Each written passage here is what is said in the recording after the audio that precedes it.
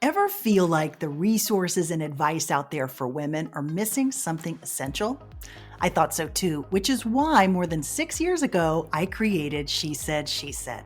I'm Laura Cox Kaplan, and after 3 decades in communications and then advocacy and now juggling motherhood and entrepreneurship, trust me, friend, I get it. Making a real impact takes more than just passion. It takes the right mindset, the right skills, the right investments, and the right community. On this show, we dive deep with incredible women from all walks of life who have been there. We uncover the secrets to building influence, navigating tricky relationships, and staying true to ourselves even when it's tough. And let's face it, it often is. I also throw in my own favorite productivity and life hacks, things that have shifted my perspective and might help you too.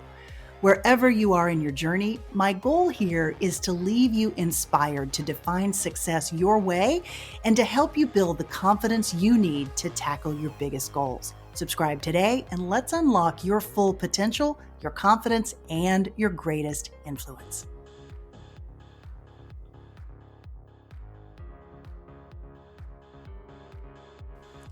Hey friend, have you ever found yourself at the end of a crazy day or maybe at the end of a crazy week thinking, I just need more hours? I know I have.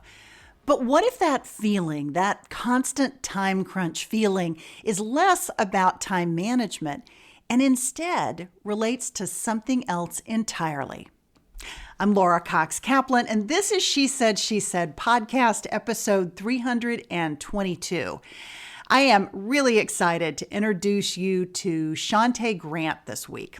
She started her career as a lawyer. She achieved great success, but she ended up walking away when she realized that her law career wasn't bringing her joy and had actually stopped aligning with her values as she embraced a new season in life. So many of us struggle with this, am I right? Feeling stuck in careers or in paths that maybe look successful on paper, but don't actually align with what matters most to us. Or maybe they don't align with what matters most at a different season in our life. So Shunta, as she was trying to figure out what was next, took up a creative hobby and started making hair bows for her daughter. And that little side project completely transformed her perspective on time and what really mattered. And it ultimately led her to the incredible work that she's doing today as an executive coach. What I especially love about this conversation with Shunta is how she flips conventional wisdom on its head. Instead of teaching how to squeeze more into our days, which, let's be honest, most of us are already trying to do that, she instead talks about something that she calls purposeful pruning. It's about cutting away what doesn't matter, or maybe what matters less, so that you can focus on what matters more. And I found myself throughout this conversation nodding along and thinking about what should I be dropping or maybe at least pruning right now. So I have lots of thoughts and I'll have more to come on that soon. But the bottom line is Shunta's insights really made me take a good hard look at my own approach to time. And I am so curious to know what you think as well. So let's dive in. Here is my conversation with the fabulous executive coach, Shunta Grant, part of our She Said, She Said podcast, the Southern Sea collaboration series. I think you're going to love this one. Enjoy. Shunta, welcome to She Said, She Said. Thank you so much. I'm so excited to chat with you today. Well, I am so excited to chat with you too. I loved meeting you and having a chance to talk with you at the Southern Sea. And of course, this conversation is part of our 2025 She Said, She Said podcast, the Southern Sea collaboration series. So I'm really happy to have you here. I would love to start by having you tell us a little bit about yourself. Okay. Well, my name is Shunta Grant. I currently live in Greenville, South Carolina. I spend a good portion of my workday helping humans to better steward their time, whether that's consumers or people in their corporate jobs. I do a lot of corporate coaching, which I truly enjoy, which is a difference from where my career began and as an attorney. I am a mother to two and a wife as well. So that gets all the other time is spent there, in addition to being a daughter, a friend. But really, I'm someone who truly enjoys life, values joy and freedom, and just want to help as many people as I can to tap into that if that is something that they value as well. Yeah. I'd love for you to share with the audience a bit about the journey that you went on that took you from your legal career into what you're doing now, because that was not necessarily a linear path. No, nor was it intended. So yeah, like I said, I started after law school. I clerked for a federal court judge for 2 years, and in my mind, I was going to at some point be a judge or a law professor. Like both of those things felt right for me. All of my friends were like, "Oh, you'll probably do both," and that's just kind of where I saw my life going. So after clerking for 2 years, I was in private practice at a law firm doing litigation, and during that time, I had my first child, my daughter, and went back to work and, thought, I'm just going to keep doing what I'm doing, and thought nothing of it. And then over time, I started to look at the people who were beyond where I was. And I didn't see anyone who lived a life that was remotely reflective of some of the things that mattered to me in the specific place where I was. And not only that, I just didn't enjoy it. Sunday nights, I would have what I call like that around 3 or 4 o'clock. I could feel my mood shift in my body and in my surroundings. And it was because I was thinking about what I had to do. And I had to have a talk to myself. And I said, you don't have to stick to one story. All my life, or a lot of my life, I said, this is what I'm going to do. I checked all the boxes. I did all the things that people said you need to do to be successful. Get on law review, be in the top of your class. I did all those things believing that was going to get me to this end place that was like, yay. And I was there and didn't like the way that it felt. It didn't feel like it fit my life. So not only did I leave private practice, I left the practice of law. I didn't, for a while, I interviewed for other jobs before leaving, but I realized I was just going to probably find myself in that same place. So I randomly had started a small business, not on purpose. Like I mentioned, I had my daughter and love fabric and prints and hair bows. And so I started making hair bows for her. And I realized you buy a yard of fabric, you can make more than one hair bow. And so I literally would just list them on Instagram, and people would put their PayPal, and then I would charge them. And what happened was 2 stores reached out to me, and they were like, "Hey, do you wholesale your products? Can you send us over a line sheet?" And I remember the day I wrote back and I was like, "Yes, I'll get a line sheet to you by the end of the week." I literally sent that email and then Googled, what is a line sheet? Oh my God. Whoa, what a line sheet was. But I was like, I will get it to you. You want to put my stuff in store? So I literally had to teach myself like what wholesale was about. Like, how do you charge, quantities, all of these things. I had to hire a photographer to help me put together line sheets. I went to market. I did all these things, but learning as I was going, and truly loved it. And so when I left private practice, that's what I was leaving it to do. I was like, I really enjoy this. I left in September of 2015. That last quarter, the business did better than it had all the months before. Wow. And it was because I was able to give it my full time, and I really, really enjoyed it. And that then led to people saying, "Hey, can you come talk to my business group about how you left, being a lawyer to make hair bows? Like, that's just such a cool story." And so I then started getting introduced to other people's audiences, and I found myself naturally gravitating toward talking to women. And then in that, found myself wanting to talk more about their lives and necessarily their business, because I realized that's what really mattered to me. If you can find what you define as success at home and in your life and in yourself, it will permeate into the other things you do. And sometimes people think they have to put the other way around. I'm going to sacrifice everything to make this business grow, and they feel that tug. And so I started talking more about time and how do we actually use it, not only in business, but in life. And that then grew to Starting Best Today, which focuses and helps people with their time. And then that grew to corporate coaching, because people were saying, "Hey, I'm using your products and they're helping me at work. Could you come to my job? Do you do things where you come to people's jobs?" And I was like, "Sure, I do." Wow. Sure, right? And literally to this day, every corporate client I've ever had, I did not pitch first. It has all been word of mouth. At some point I would but it just has been feeding me. Just when you deliver, someone's going to nominate you over to this firm, or someone's going to put you over here and put it in this, association, in this group, and say, here's how she helped us. And so it has just grown to now, like I said, I spend most of my workday doing the corporate coaching, and I love it because people need help at work. And I love that there are companies that are willing to get them the help that they need so they can thrive not only at work, but outside of work. And so, yeah, it started at Hair Bows, and then it has literally just been very organic. I never forced. I thought I was just going to do Hair Bows and right into the sunset.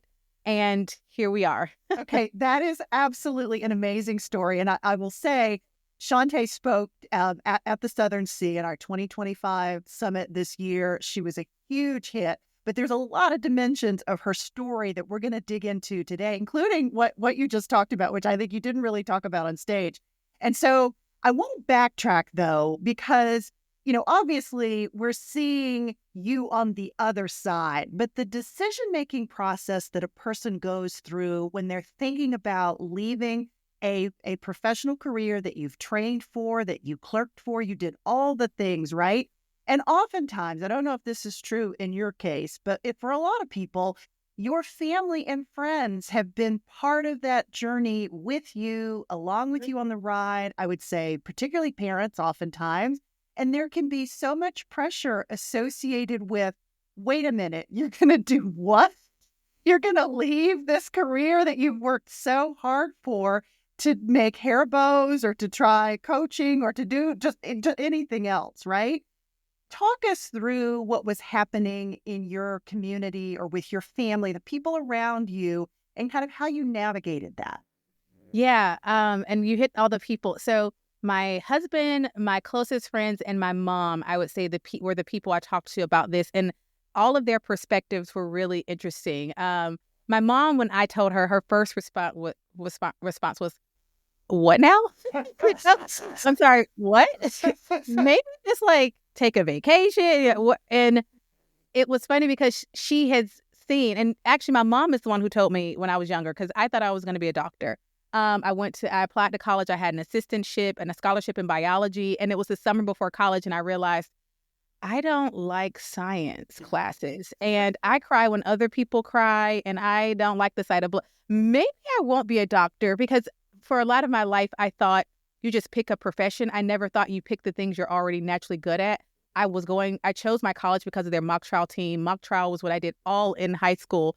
And my mom saw that. And so she saw that I had this ability to communicate and to advocate and to speak and command a room. And so she thought that was what I was going to do. So for her, she was watching this thing that she saw me devote so much to. And just, I think like any parent was kind of like, okay, are you sure about that? But then also one of my friends said, I haven't seen you this excited and this happy about anything in a long time, talking about Because of Zoe, which was the name of the company, getting the fabric, making the bows. I didn't even consider myself creative. I had to learn how to use a sewing machine and all this, but I really did enjoy it. And that really mattered to me when she said she hadn't seen me that excited about something. And another one of my friends said, anything that you're going to do, you're going to win. I would bet on you if you said you wanted just to start making paper. Whatever it is, you're going to win. And so the people who knew me knew whatever it is she said she's setting out to do, she's going to do that and more. And my husband saw the other side of it in that I remember we were on a family vacation and going to see my niece graduate. And I had put in all the work, told everyone I was going to be out. I had to miss a colleague's wedding because the work kept coming in. I was under a blanket on the road trying to take calls, getting up early in the mornings, taking calls, and my time wasn't respected. And I remember on our drive back from Orlando, I looked at my husband and I said, I cannot do this anymore. I just cannot. That was the straw that broke the camel's back. The fact that work interrupted unnecessarily my time spent with my family. I wasn't going to allow that to happen again. And I think he saw the resolve I had when I said it. And I can still see myself sitting in the passenger seat looking over at him. And I was like, what happened this weekend will never happen again. Yeah. And it didn't, and it hasn't. And so I put in my that was, I guess, the summer. So yeah, I had a big arbitration coming up. I wanted to get that done. I was gone before that year ended. That for me was the straw that broke the camel's back. But I think because everyone knew that whatever you put your mind to, you're going to do it. Because my husband, was like, well, maybe find a different job, but I knew it would be same feeling, just from a different environment. I wanted to leave it altogether, which was really big for me because that was also a big piece of my identity. Oh, yeah. Which was another big lesson. Mm-hmm. I remember even I would start going to things after I had left the practice, and it was things I was there as a small business owner, but I would introduce myself by saying, I used to be a lawyer, da-da-da-da, because I felt like I needed to still present that, hey, I really am a smart person. And it's funny now, over almost a decade later, I sometimes forget I was a lawyer. Something that was so big and that I used to lead with, when I had that realization, why do you keep bringing up who you were and what you did? It's fine if it comes up in the conversation, but why are you leading with that? I had to deal with, I had made that a part of my identity. And so doing the work to do that, now I'm kind of on the other end where I literally sometimes will forget that was a part of my story. Because that was a lesson I also had to learn is, letting go of things that you have put up to be a part of who you are. And I will tell people that is not even in the top 100 list of things that are really cool about me. Or important about me. But I had to learn that also. Let's dig into that a bit more and provide some advice for how you go about that, because I think this concept of identity and sort of the different seasons that you're in, when you're on the back end and looking back, it oftentimes can seem like to other people it really wasn't a big deal. But for you going through it in that moment and coming to terms with, I'm not going to define myself this way anymore. I'm going to define myself differently. Coming to terms with that and all the uncertainty and self-doubt that oftentimes comes up, give us some advice for how you plow through that. I think first acknowledging it. I did not notice it until I found myself over and over constantly saying that. And one day I just heard myself. And this has happened to me a number of times where I paused and it's like, are you listening to the things you are saying? And so first just acknowledging what identities are you hiding behind or are you putting up, and why, and for whom, for whose good, for whose benefit, whose voices are so important that you're willing to place theirs over your own or over those that may have more value. And I think first is sitting with that analysis of understanding what are the identities you're putting up and why and for whom. And I think even dealing with those things will help you to see maybe how you may have been conditioned to think, are people who have these titles are the people who we consider important? And if you would ask me that, I would say absolutely not. But my behavior and my choices weren't reflecting that. It also takes, and this is true of all of my work, it takes being really honest with yourself about yourself.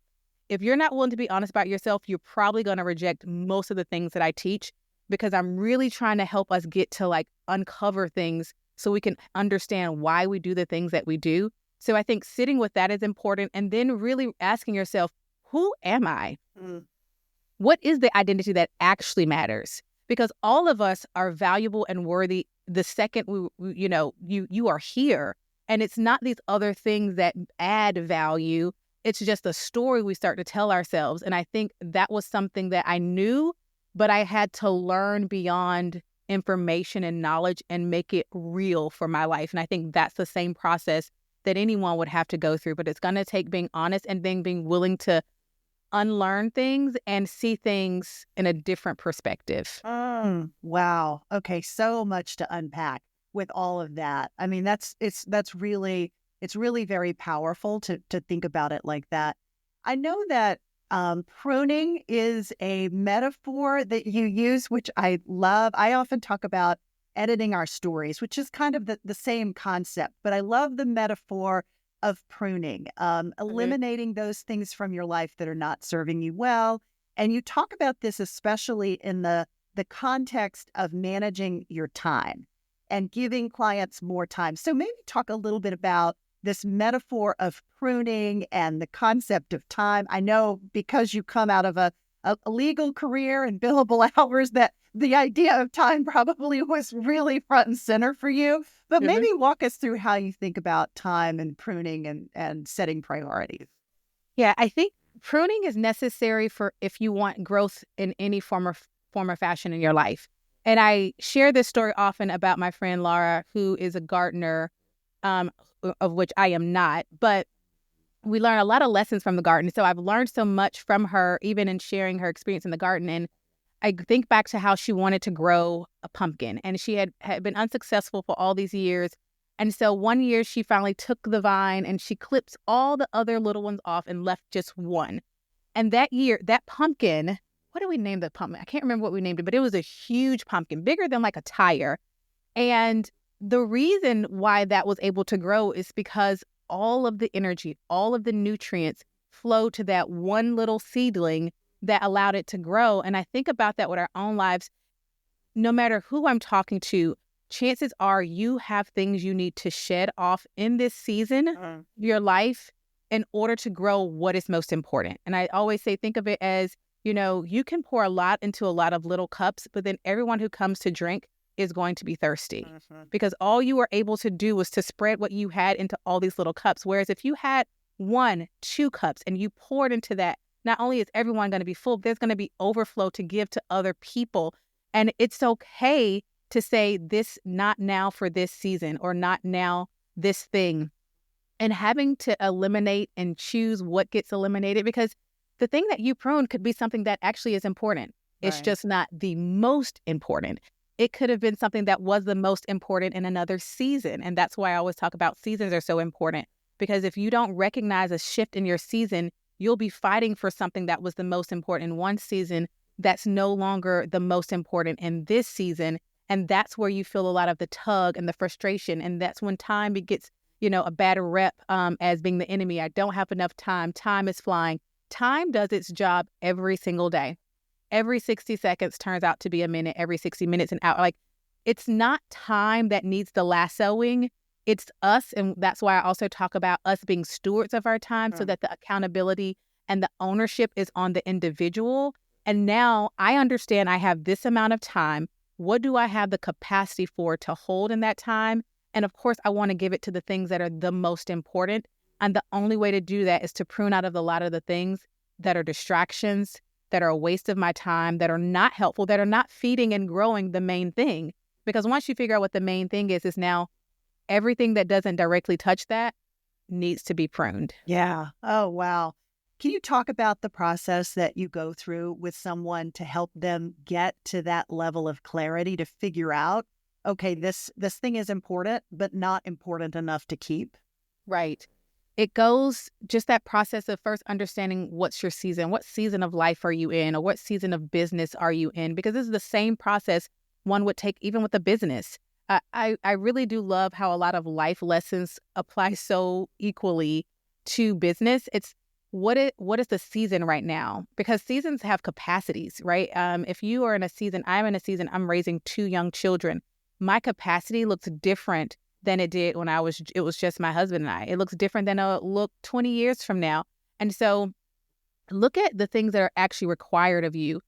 What are the things that you are either contractually obligated to do, your requirements, and then also look at all the freedoms you have, because every season also has unique opportunities. So I always like to come from that perspective, because if you're in a challenging season, if you're in a season of recovery, of healing, or caring for people, it can feel like the season is marked by a thing that's heavy or hard. And so even in those seasons, there are opportunities. You have whether it's the opportunity to actually be an example of love lived because you are caring for another person, or whether it's an opportunity to rest and to allow others to take care of you. Even in the hardest of seasons, there are opportunities. But first, we have to really get clear on what the season you're in, and then understand the limitations that come there. But limitations also offer us freedom. And then from there saying, okay, the things that are not touching the things that are the opportunities and the requirements of this season, chances are that's where we start our list of things that potentially and possibly need to be pruned. Yeah. I know that you have been producing a weekly podcast, a lot like She Said podcast for the past 7 years. And you have recently decided to pause it because it's still available for people to listen to. A lot of your episodes, if not all of them, have a significant shelf life because you're talking about the concepts many of the concepts that we're talking about today. But maybe talk about sort of your decision to pause something that it seemed like was really important to you, where you were really connecting with your audience in that way, and how you made that decision, because I think it's such a great example of what you're talking about. Yeah. Yeah, absolutely. So I started the podcast 7.5 years ago. And funny enough, I started it because it was a time where it felt like you have to have a blog. You have to have a blog. And I didn't want to type all the time, but I knew I had something to say. And I thought to myself, if I could just talk to people, that would be a lot easier than like starting a blog. Right. And so I started what was first called the Business, Life, and Joy podcast, because I talked about business, I talked about life, and joy is a core value. If it's not going to have joy infused in it, I'm probably not interested. And so it was a Business, Life, and Joy podcast, and it talked a lot about business and life. And then, fast forward, after 200 episodes of that, we transitioned it over to the Best Today podcast, which was the name of my company. And I wanted to talk more about life and less about business. And so 200 episodes of that. And earlier last year, I was sitting down to batch, because I would batch record. Most of my episodes were just solo episodes, me talking. And I found myself dreading batch days. And then I just thought, okay, well, maybe it's like, I don't know, it could be any number of reasons. The next time it came to batch, it was something I wasn't excited about. There were certain topics or episodes that I was excited to record, but it's just the process.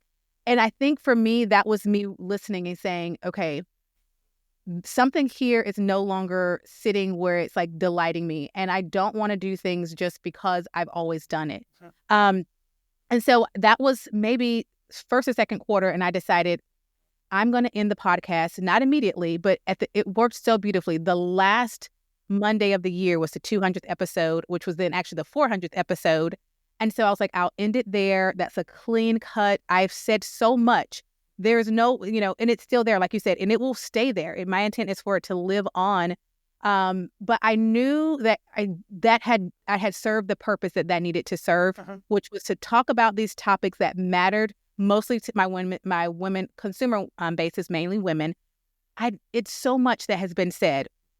I wanted to now focus my time to a different group, because not different group, still women, but that was information that was there. I look at 3 tiers. You have the crowd, the curious, and the committed. The crowd, that's everyone. They might hear you. They may see you on social media. The curious are the ones who are like, okay, I heard something she said. I'm going to dig a little deeper. And that might be for those who find the podcast. And now I want to spend more of my time on the committed. And so now my time is spent in my private community, corporate coaching, doing events, the places where people are actually putting something there. They're putting their presence, they're making an investment to be present there. Because for 7.5 years, I've given to the crowd and to the curious. And also because of season, my workday is shorter. I have a daughter in 6th grade who needs engagement when she gets home and needs help with all the workload. And because of that, my time is now shorter. And so now I had to prune the things that weren't the most important things. And so now I also wanted to write more. I started 2 Substacks, which was funny because I mentioned I didn't want to write. That's why I started the podcast. And now things have flipped. I have so much I want to say, but through the lens of writing. And so there are more things I wanted to do. And this podcast was something that was in the way of that, because as you know, it is a huge time commitment. Getting it, from ideation, concept, writing, an outline, getting it to the editors and all the different parts. And my team handled most of that. But it was time for me to ask myself, is this the very best use of my time? And whenever something is now no, it's time to move on. And so that's exactly what I did. We ended it in December of 2024. And now I can spend much more time doing that corporate coaching, being present in my community, and doing the writing that I really wanted to get back to. And so that was, like you said, in action, in real life, making those decisions as hard as it was, and pruning and trusting that it's still there for all those people who it needs to serve. Yeah, I love how you talked about that. And I love the process that you went through. So much of this I know will resonate with the person who's listening. It certainly resonates with me. And so I love how you laid that out. One of the other big topics that you talk about is being present. And you kind of touched on that as it relates to being present for your children, being present in that moment, but maybe expand a little bit more on how you think about and the importance of being present and why that matters. We were driving to Orlando again. We have family that lives in Orlando. A few summers ago, we were driving to Orlando, and I was watching the sun set. And I love sunrises and sunsets. I'll just say that when we were in Sea Island, I went out to the beach one morning and watched the sunrise, and it was just beautiful. And I went to pull my phone out because I wanted to capture it. And then something was like, just watch it instead. Just watch the sunset. And I thought to myself, what if we just had the experience, if I could just let myself be here and see it through the car window like this, maybe what will happen is I will experience this sunset and it will change me, which then changes everyone I come in contact with. But I rob myself of that experience, which deposits something in me when I lift my phone to try to invite others in, and they still can't see it the way I see it. You know, even when trying to capture any sunrise, sunset, you'll look at the picture and you're like, these aren't the colors I'm seeing. And it's like, this isn't it how it looks at all. And but the gift of being present is being able to get the full experience of the thing you are experiencing.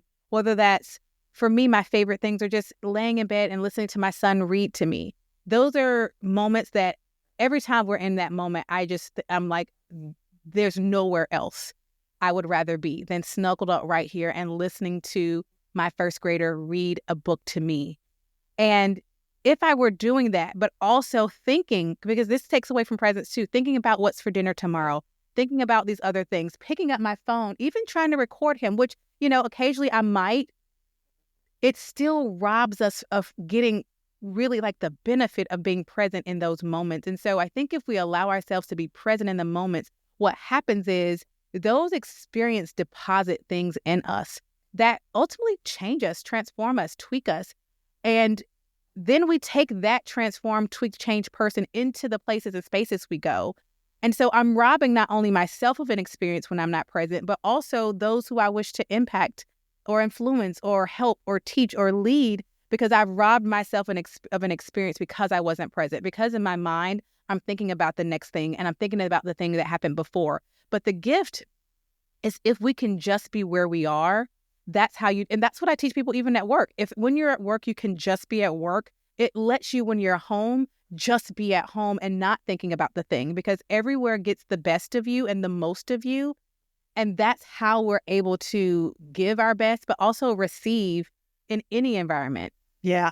Let's talk practically, though. I hear you saying this, and it's beautiful, and it resonates with me. At the same time, practical Laura, and probably the practical woman who's listening to this, who also has 2 kids and a dog and a husband and a job and the side hustle and all the things, she's like, well, who is going to think about what we're going to have for dinner or all the things on the grocery list or this and that and got to get this done tomorrow and that client needs such and such.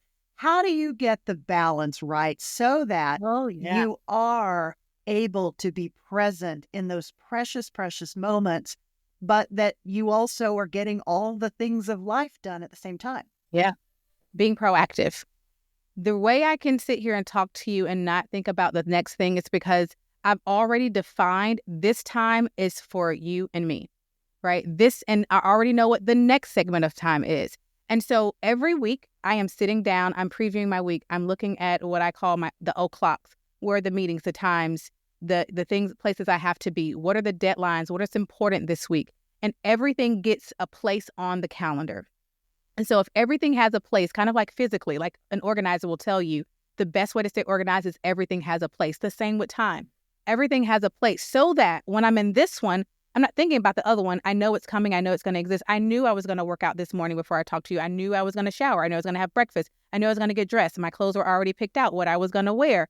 So those decisions were made ahead of time. Proactively planning your days and your weeks every day. Before I leave this desk today, I will have already written out and made a plan for Wednesday. And because I do that, now I can just basically follow suit. So when I am sitting there reading, the reason I'm not thinking about dinner is because I already planned what was for dinner on Friday when I planned for the week. Wow. And the reason I'm not thinking about the assignment from work is because I've already shut off work, especially, and I work from home. I've already shut off, like when I was at work, I gave work everything. And so when I walk out that door, and as a business owner, things might come to your mind. And there's just this little tool I use. If I find something come up, I just whisper to myself what I'm doing. I remember one day I was just making like a pork tenderloin, and I started thinking about work, and I just said pork, just to bring me back to the present. Like, it's not that we're inhuman and that it's not going to happen, but bring yourself back to the present. And the way you can do that is by proactively planning your time, having a space for the things that matter, but also acknowledging when you're like, well, there's more things than space, then we got to go back to pruning. Yeah.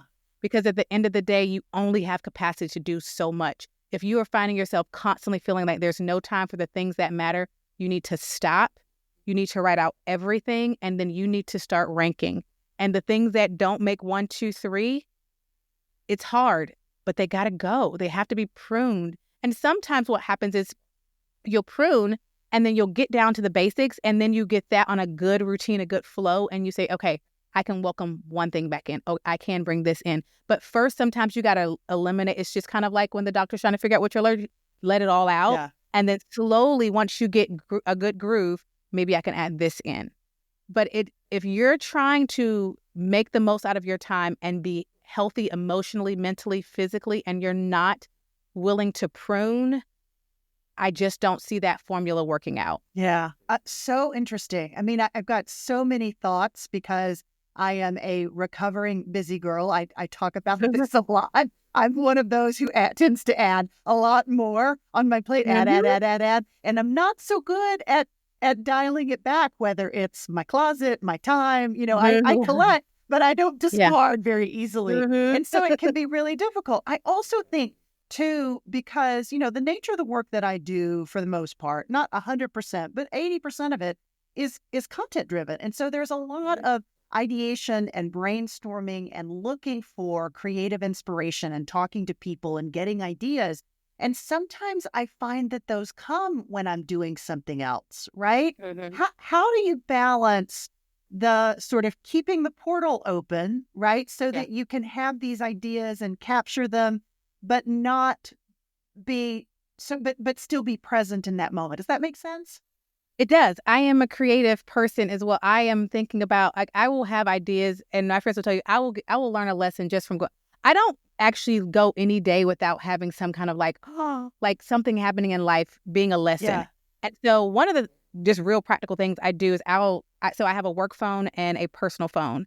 If I'm no longer in work hours, I don't have my work phone, but I will text myself. There is a long text thread from my personal phone to my business phone of ideas. They have become podcast episodes. They've become course, like just ideas, because like you said, it doesn't. And actually, this is another reason why it's so important to rest.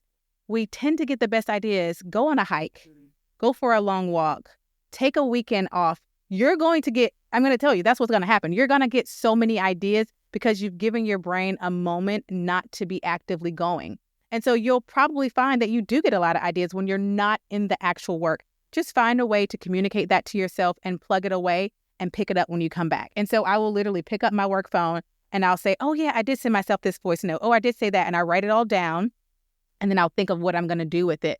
But it's just putting it in a place and then moving on. And the Best Today guide, we have what I call the no more distractions box, because that happens to all of us. Throughout the day you're working, if you stop for every distraction, oh, I forgot to go pick that up.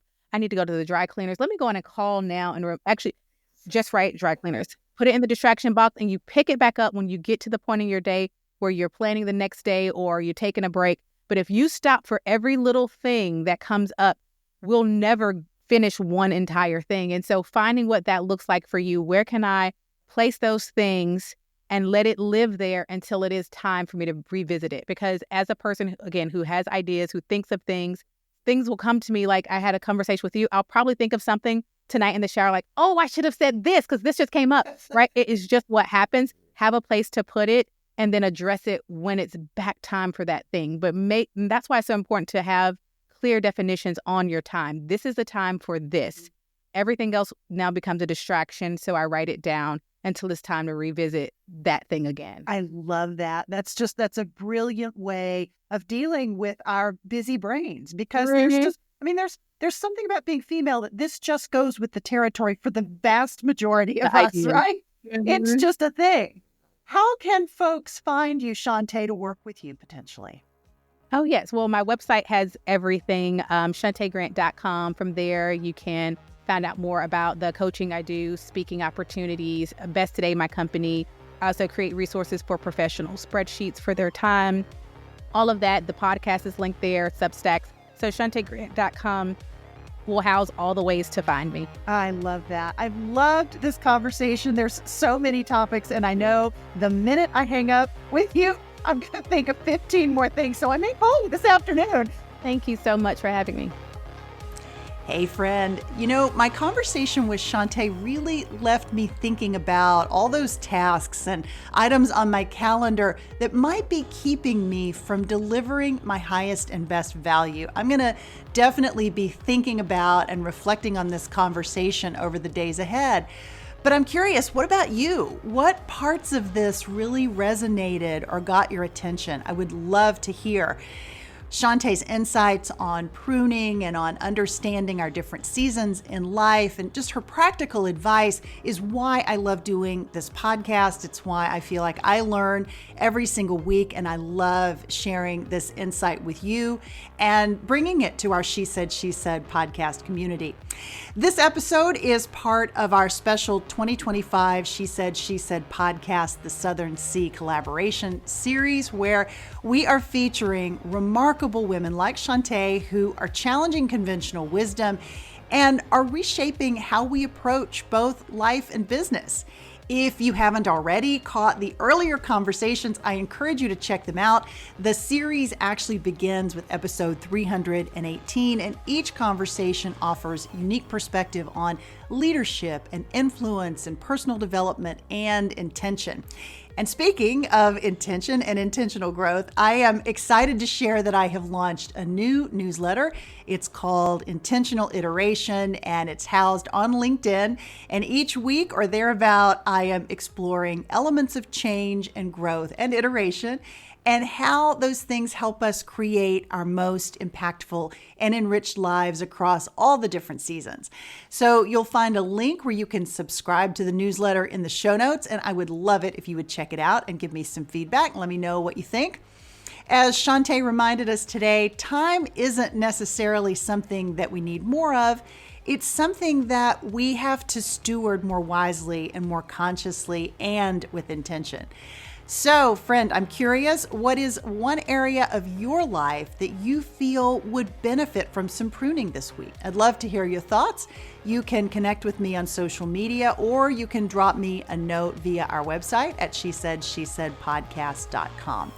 Until next time, I'm Laura Cox Kaplan, and remember, She Said podcast is a weekly production of She Said Media. Thanks for listening, friend. I'll see you next week.